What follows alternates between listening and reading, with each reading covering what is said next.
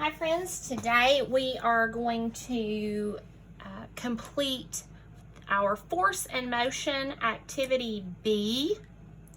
You will need your green science folder, a pencil, you will need 1/4 and 2 dimes. All right, so make sure you have your supplies ready and we are going to go ahead and get started. Now, I'm going to put my quarters off to my quarter and my dimes off to the side, and we are going to go ahead and turn to the next page in our science notebook. So we have Force and Motion Activity A, and the way we set up this page is actually the same way we're going to set up the next page, or the page for today. I can't speak tonight, sorry. All right, so we are going to number this page, page 9. The title of this page will be Force and Motion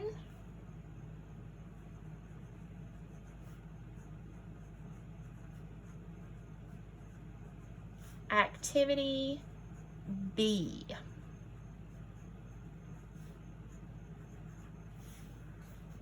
All right, Force and Motion Activity B. All right, and just like yesterday, we are going to block off our page.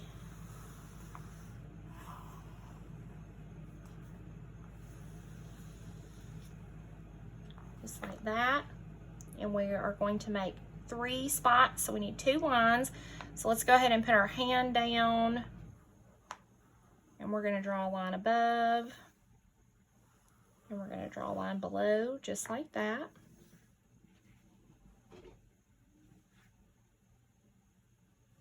All right, and then we're going to split this middle row in half, again, just like yesterday. All right, and the way we are going to draw today, I'm going to go ahead and draw it for you. Y'all know I'm not a very good artist, but it's going to be okay. Because for our money, I'm going to draw a bigger circle, and I'm going to put 25 cents right here. And then I'm going to draw a smaller circle, and I'm going to write 10 cents right here, so you can tell that's a dime.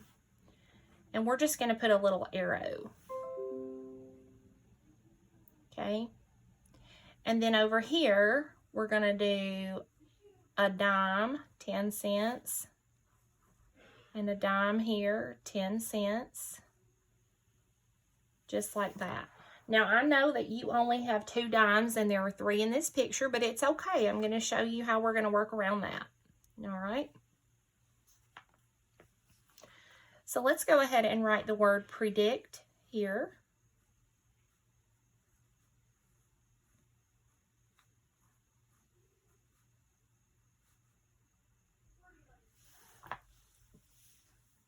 Okay.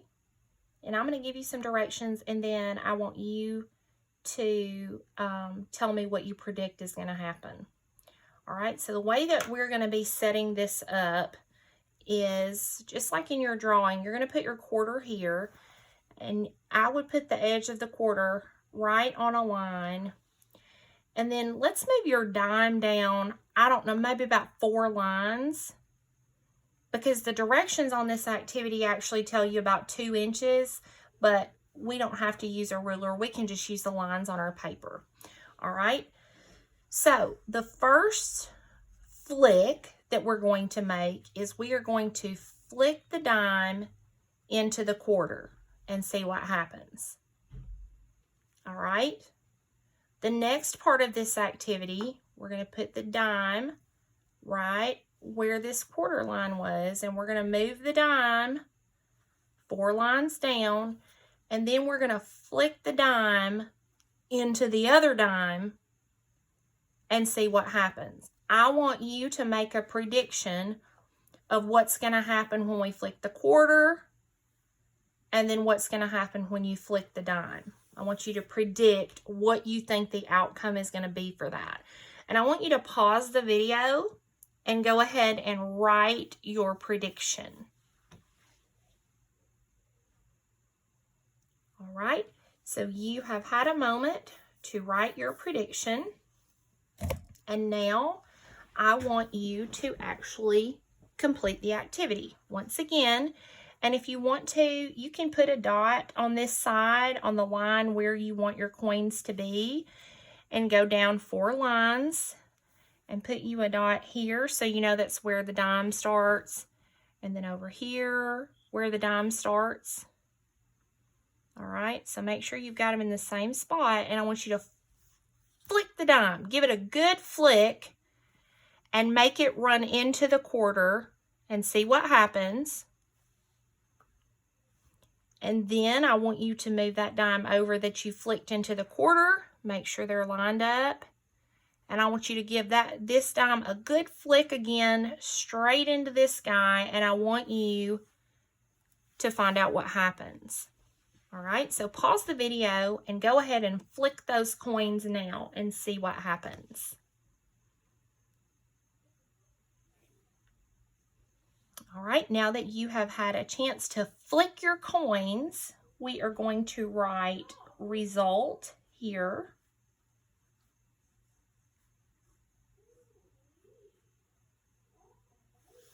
All right, and I want you to just write down the result. What happened when you did it?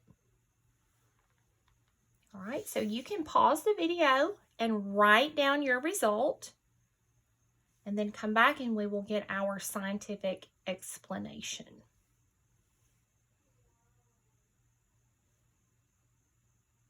All right, so now we are ready for our explanation. So let's go ahead and write the word explanation here, just like we did before.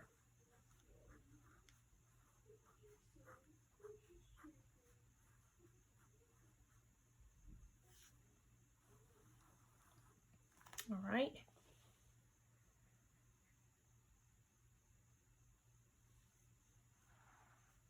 So for your explanation, when our coins were here, and then when they were here, both coins in the line were at rest, right? Until an outside force, which is my finger because I flicked it, put this guy in motion. When this dime hit the quarter or hit the other dime, it transferred some of its energy to these and put them in motion as well. Now, what you should have noticed is that when you flicked the dime into the quarter, it didn't go as far, did it? When you flicked the dime into the other dime, it should have gone farther.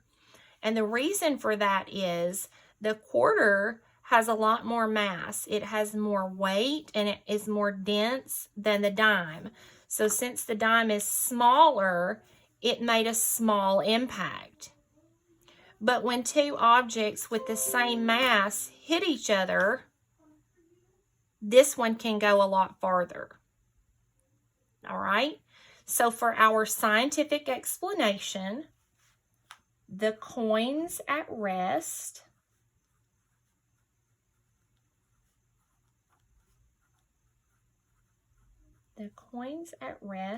are knocked into motion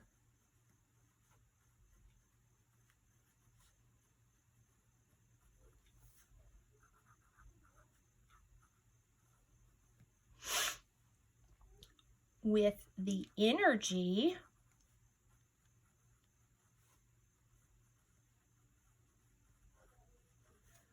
of the flicked dime.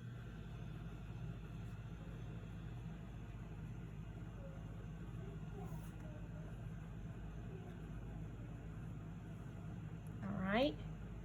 The distance that they travel from their point of impact, this one way out here, depends on how hard I flicked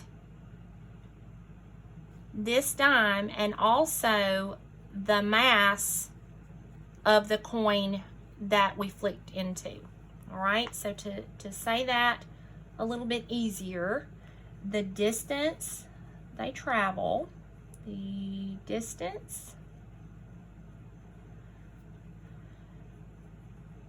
they travel depends on the strength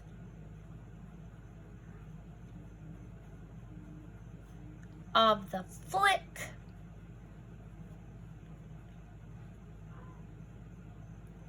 and their own mass.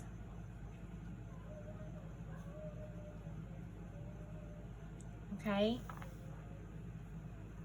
So that is your scientific explanation for your force and motion activity B.